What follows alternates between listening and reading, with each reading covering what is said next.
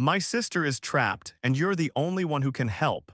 A beautiful young alien girl's desperate plea to a human. The crystal forests of Kepler 742b sparkled like shattered diamonds in the violet light of dusk. Roran Thane paused in his soil sampling, wiping sweat from his brow as he observed how the planet's twin moons cast prismatic shadows through the translucent vegetation. After 3 years of terraforming work on this frontier world, its alien beauty still took his breath away. He packed his equipment, muscles flexing beneath his environmental suit.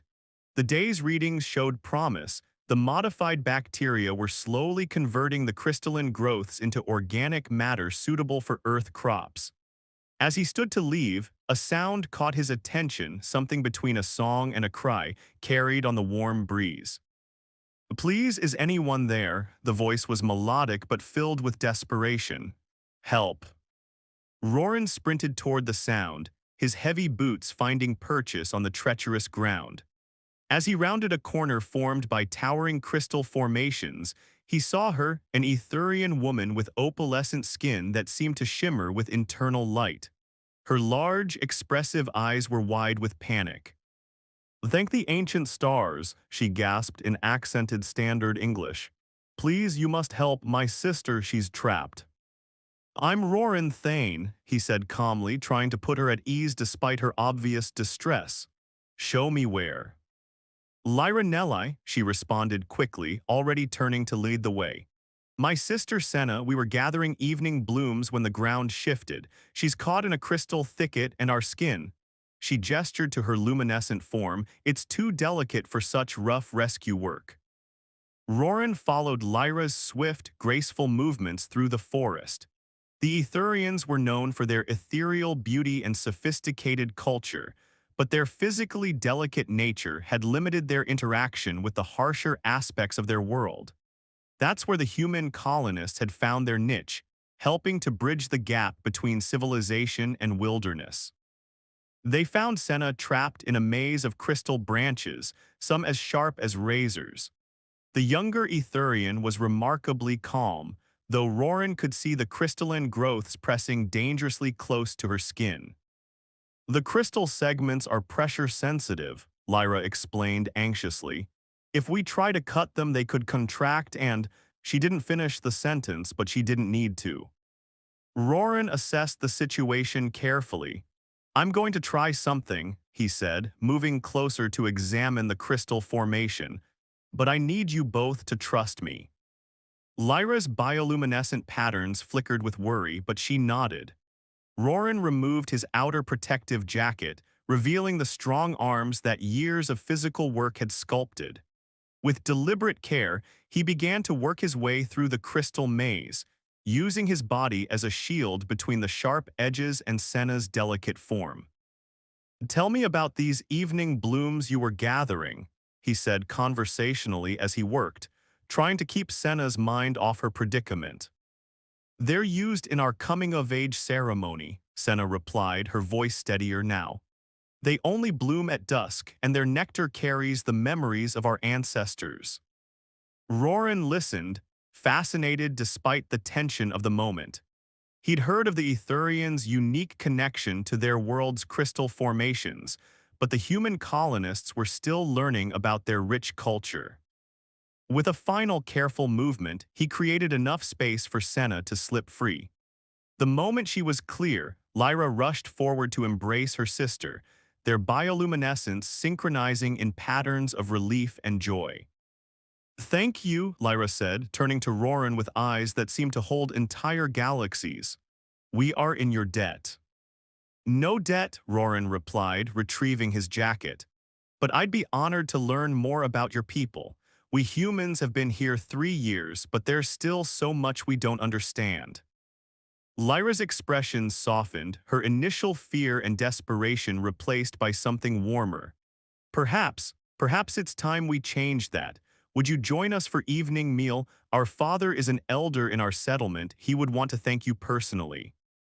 As they walked together through the crystal forest, now bathed in the deep purple of true night, Roran felt something shift in the air between them. He'd come to this planet to help transform its wilderness, but maybe the real transformation would be something else entirely. A bridge between two very different peoples, starting with a chance encounter in a crystal forest. The twin moons rose higher, casting their light through the crystal canopy above, and in that light Roran caught Lyra watching him with curious eyes.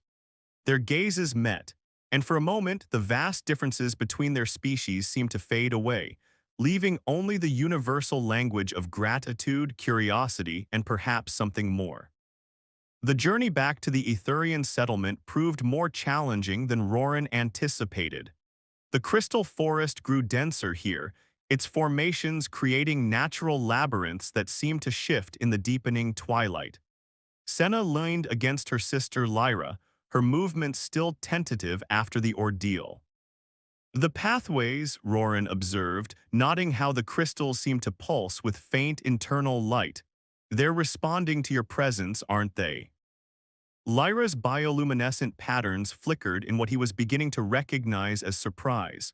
You notice much, Roran Thane. Yes, the crystal matrices resonate with our biorhythms. It's how we navigate these forests, or usually do, when we're not distracted by gathering flowers. She cast a gentle, chiding look at her sister. The evening blooms called to me, Senna defended herself, though her own patterns dimmed in embarrassment. Their song was particularly strong tonight. Roran helped them navigate a particularly treacherous section, his strong hands steady as he cleared loose crystal shards from their path. Song, you can hear the flowers. Not here exactly, Lyra explained, her luminescence creating dancing patterns that reflected off the crystal walls. It's more like, how do you humans say it, a feeling in your bones. The crystals conduct vibrations that our bodies can sense. The evening blooms create unique resonances that tell us when they're ready for harvest. The explanation fascinated Roran. 3 years of scientific studies hadn't revealed half of what he was learning in one evening. He watched how Lyra's natural grace seemed to flow in harmony with their surroundings despite her worry for her sister. There was something mesmerizing about the way her opalescent skin caught the light, creating subtle rainbows that danced across her features. Our settlement sensors detected your presence weeks ago, Lyra continued, helping Senna over a crystalline ridge. Some elders were concerned about your soil sampling activities. They feared you might damage the crystal networks. That's the last thing we want, Roran assured her earnestly. The terraforming project is meant to create sustainable farming areas in the plains, not interfere with the crystal forests. If we'd known the crystals were so integral to your culture. Perhaps that's why the ancestors guided us to meet, Senna interjected, her young face bright with conviction.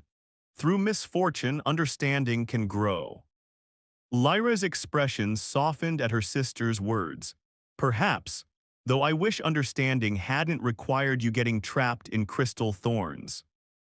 They emerged from the densest part of the forest into a clearing that took Roran's breath away. The Etherian settlement rose before them like a living sculpture of crystal and light. Spires of translucent material spiraled gracefully upward, their surfaces alive with shifting colors that seemed to mirror the bioluminescence of their inhabitants. Welcome to Luminara, Lyra said, watching his awestruck expression with visible pleasure. Our humble home. Humble isn't the word I'd choose, Roran managed, still taking in the spectacular sight. It's beautiful. Their arrival caused quite a stir. Other Etherians emerged from the crystal structures, their own bioluminescent patterns creating a symphony of light and color. An elder figure approached, their father, Jorith Vale. Roran guessed from his bearing and the respect others showed him. What has happened? Jorith asked, his deep voice resonating with authority and concern. His own bioluminescence pulsed with parental worry as he looked over his daughters. As Lyra explained the incident, Roran noticed how the other Etherians kept their distance, their patterns flickering with what seemed like uncertainty or fear. He stood quietly, trying to appear as non-threatening as possible despite his larger frame and alien appearance. You risked yourself for my daughter, Jorith finally said, turning to Roran. Our people have been hesitant about closer relations with humans, but perhaps we have been too cautious. Please join us for the evening meal. Let us show you proper gratitude. Inside the crystal dwelling, Roran discovered that Etherian hospitality was as warm as their initial distance had been cool. The meal was served in a chamber where crystal formations created natural shelves and tables. The food unlike anything he'd seen in the human settlement, fruits that seemed to glow from within, delicate pastries that dissolved into pure energy on his tongue. Throughout the meal, he couldn't help but notice how Lyra's gaze kept finding his, her luminescent patterns creating subtle, private displays that seemed meant only for him. When their hands accidentally touched as she passed him a crystal goblet, he felt a slight tingle, like a gentle electric current passing between them. The crystal forests, Lyra said softly, while others were distracted by Senna's animated retelling of her rescue. They sing differently when you're near. I've never felt them resonate quite this way with a human before. Roran looked at her, struck by the intimacy of her observation. Is that unusual? Everything about this evening is unusual, she replied, her patterns shifting to colors he hadn't seen before, but not in an unwelcome way. As the evening progressed, Roran found himself drawn deeper into conversation with Lyra, learning about her role as a cultural interpreter, her dreams of bridging the gap between their peoples. The initial rescue that had brought them together seemed to fade into the background, replaced by something more profound, a connection that transcended their physical differences. When it came time for him to return to the human settlement, Lyra insisted on guiding him back through the crystal forests. These paths can be treacherous for those who can't read the resonances, she said, though they both knew he had managed fine earlier. Under the light of the twin moons, as they walked together through the shimmering forest, Roran realized that this evening had changed everything. The distance between their peoples suddenly seemed less like an insurmountable barrier, and more like a bridge waiting to be built, one conversation, one shared moment at a time. In the weeks following Senna's rescue, Roran found himself drawn increasingly often to the crystal forests that separated the human settlement from Luminara. His official report cited the need for extensive soil sampling, but Dr. Marcus Reed, his mentor, saw right through the excuse. Fascinating how our sampling zones keep shifting closer to the Etherian settlement, Marcus commented one morning, his eyes twinkling with knowing amusement. I suppose it has nothing to do with a certain cultural interpreter. Roran focused intently on his equipment calibration, hopping his flush wasn't too obvious. Lyra's insights have been invaluable to understanding the crystal ecosystem. Did you know the formations actually respond to emotional resonances? Ah, yes, emotional resonances, purely scientific interest, I'm sure. Marcus chuckled, but his expression grew more serious. Just be careful, Roran. Not everyone in the human settlement is as open-minded about interspecies relationships as I am. The warning lingered in Roran's mind as he made his way through the crystal forest that afternoon. He found Lyra in their usual meeting spot, a small clearing where the crystal formations created natural seats. Her bioluminescent patterns brightened at his approach, creating ripples of color that made his heart skip. I brought something from our archives, she said by way of greeting, holding up what looked like a crystal tablet. Our historical records of the first human contact, I thought, well, if we're to build bridges, we should understand where the barriers began. Roran settled beside her, acutely aware of how her shoulder brushed against his arm. The crystal tablet came to life under her touch, projecting ethereal images into the air between them. The first human ships arrived during our Festival of Resonance, Lyra explained, her fingers dancing through the projection. Their technology disrupted the crystal harmonics, causing widespread panic. Many believed it was an attack. I had no idea, Roran said softly, watching the historical scenes play out. Our records only show that initial contact was unsuccessful. Both sides retreated into fear and assumptions, Lyra continued, her patterns dimming slightly. We saw you as destructive forces, blind to the subtle harmonies of our world. You saw us as primitive despite our technology because we chose to live in harmony with the crystals rather than reshape our environment. Roran thought about the terraforming project, how it must look to the Etherians. And now we're here again, changing your world.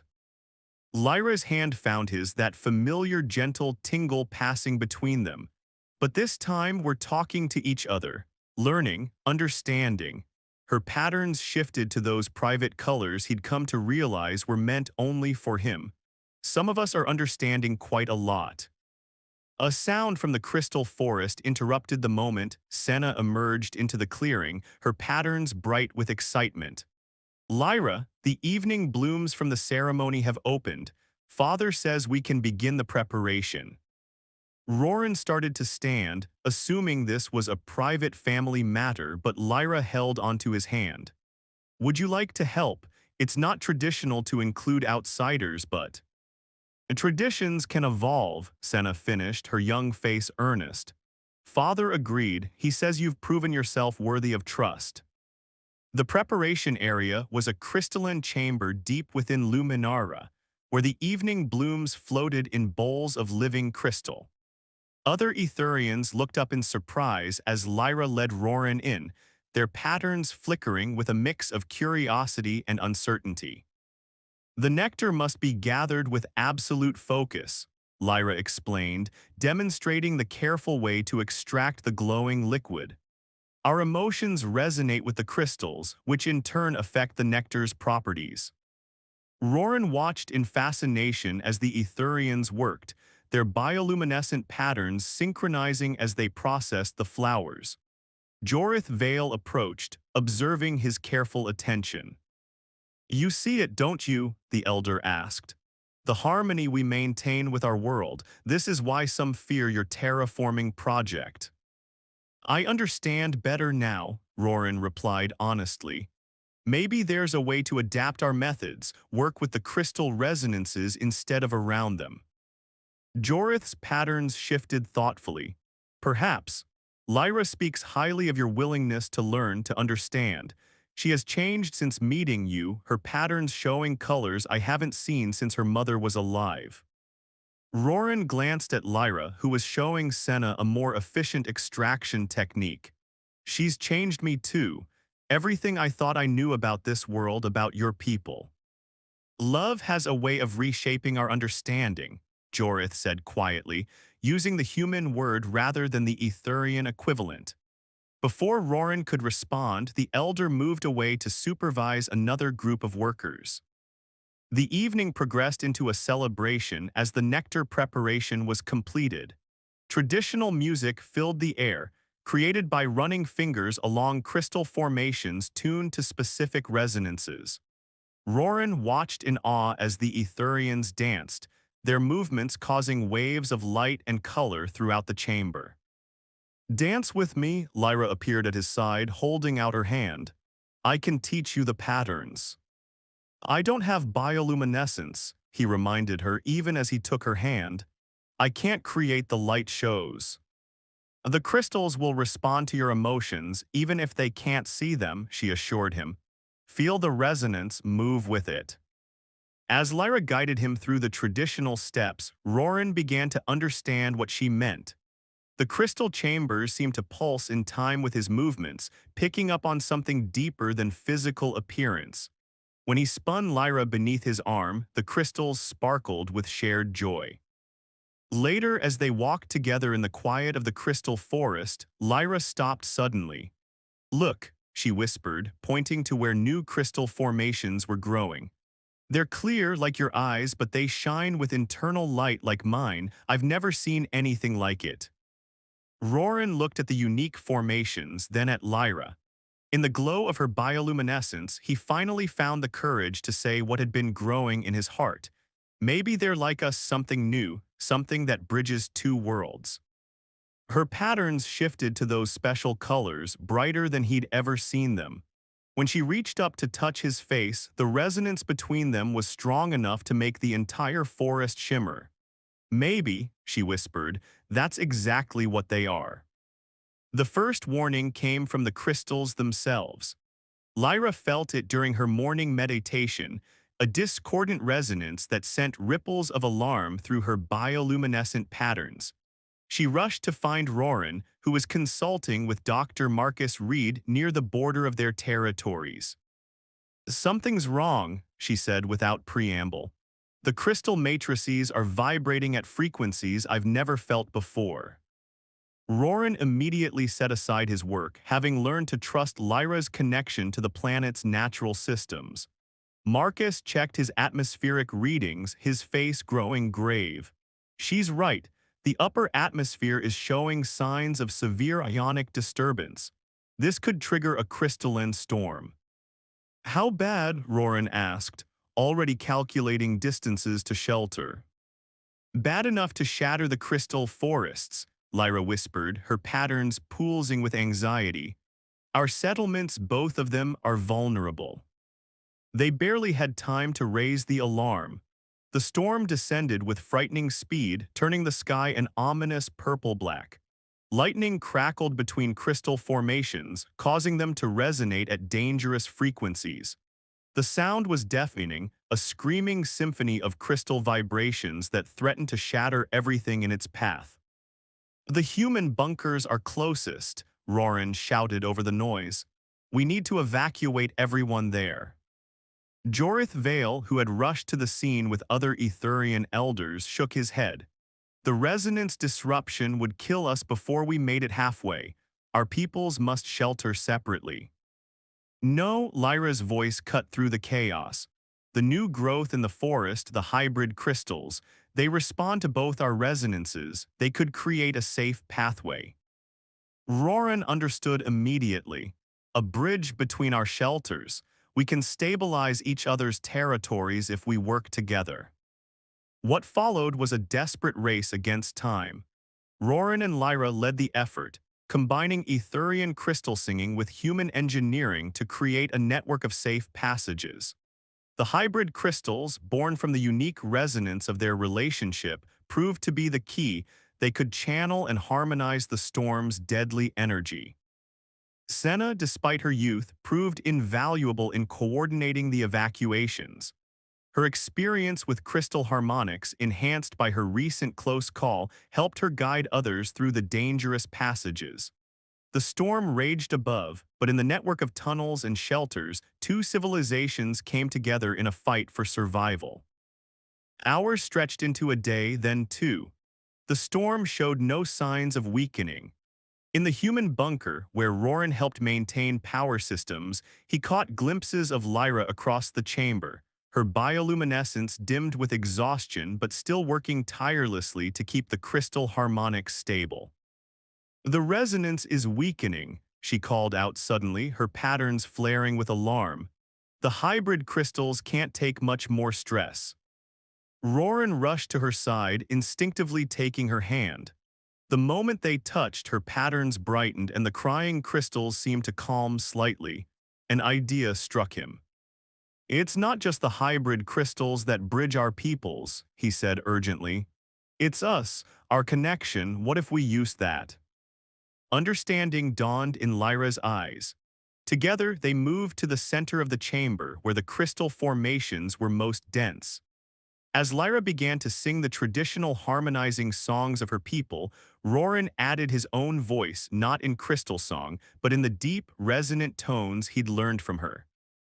Their combined effort created something new, a harmony that spoke of earth and stars, of solid strength and shimmering light. The hybrid crystals responded, their resonance strengthening and spreading. Other Etherians joined the song, while humans added their own voices or simply held hands, completing the circuit of energy. Above them, the storm began to change. The deadly frequencies shifted, transformed by the combined will of two peoples united in purpose. When the last crystal lightning bolt faded into darkness, there was a moment of profound silence. Then, in the quiet aftermath, Roran looked at Lyra and saw in her patterns what he felt in his heart. that they had created something far more important than just a physical shelter. They had forged a true connection between their peoples, proven that harmony was possible. The storm had changed everything. As they emerged from the bunkers to survey the damage, they found a landscape transformed. The crystal forest had been reshaped, with hybrid formations now dominant, a physical reminder that change, while sometimes violent, could lead to beautiful new possibilities. The weeks following the great storm brought changes no one could have predicted. The hybrid crystal formations had spread throughout the forest, creating natural bridges between human and Etherian territories. More importantly, the shared experience of survival had broken down barriers of mistrust and fear. Roran found himself at the center of a transformation.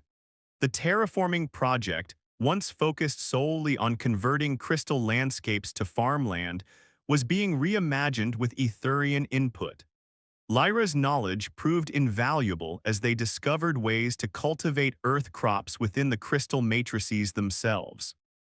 "It's like the hybrid crystals," she explained one evening as they walked through the changed forest. "We don't have to choose between your ways or ours. We can create something new together." Her patterns shifted to those special colors that now appeared whenever they were alone, but there was a hint of uncertainty in them. "The Council of Elders has been discussing our relationship," she said softly. Roran's heart tightened.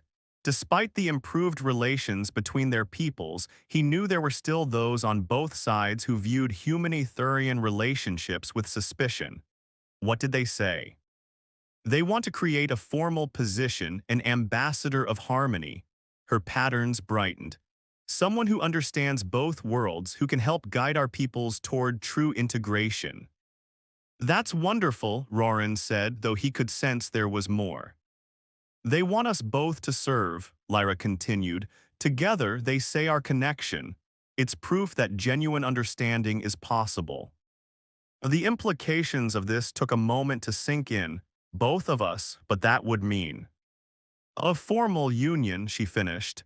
"The first of its kind, but only if you want it." Roran stopped walking, turning to face her fully. In the glow of her bioluminescence, enhanced by the hybrid crystals around them, he saw everything he'd come to love: her courage, her wisdom, her ability to bridge worlds with grace and understanding. "I want it more than anything," he said. "But what about the physical differences, the cultural gaps?" Lyra's laugh was like crystal chimes in the wind. "Haven't we already proven that those things don't matter? Look around us, Roran. The forest itself shows us that differences can create something beautiful." The union ceremony took place a month later, combining traditions from both cultures. They stood in a clearing surrounded by hybrid crystals, their light pulsing in harmony with Lyra's patterns. Senna, who had recovered fully from her accident and grown into a confident young woman, sang the traditional crystal songs while Dr. Marcus Reed spoke words of blessing from Earth.